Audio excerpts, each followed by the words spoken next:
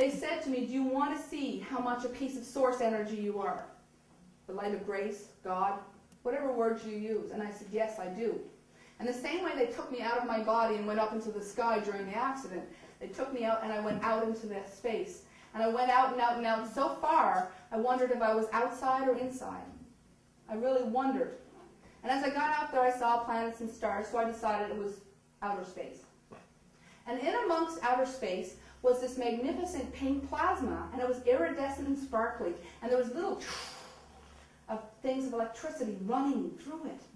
And they said, this is your source energy, and it was everywhere. And they said, this source energy is a stem cell pool for you to manifest what you need. Be careful what you ask for. Then they said, here is how much a piece of it you are.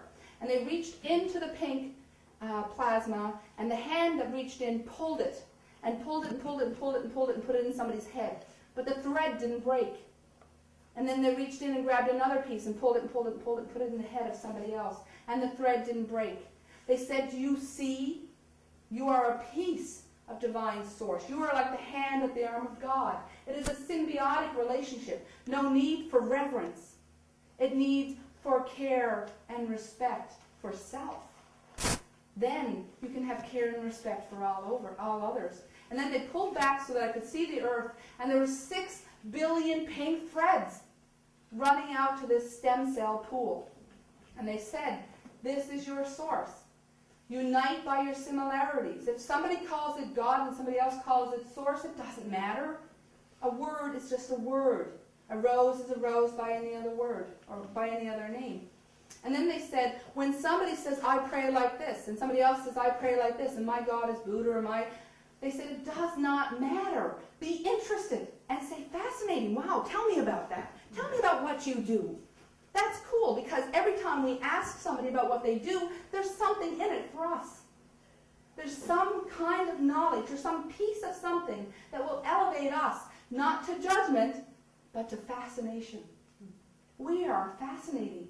And as we find each other fascinating, whether we got pink hair, or we're tattooed, or we're pierced, or all the things that people say, oh, that's bad, or that's negative, those indigo children are tattooing and piercing their bodies because they're returning to their ancient tribal ideas. That's why they're doing it. Speak to them. They are fascinating. And they will tell you wonderful things. And you just have to find them fascinating. Especially little tiny ones.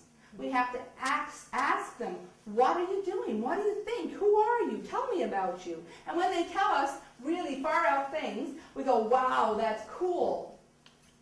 So do not put down the ideas of these youth, because embedded in them is the ideas that are going to create the new world. And it is our job as adults to facilitate their confidence. So when Project Cause comes forward and we start walking the path, these kids are going to go, we like the way these adults are living. We choose this path, not that path.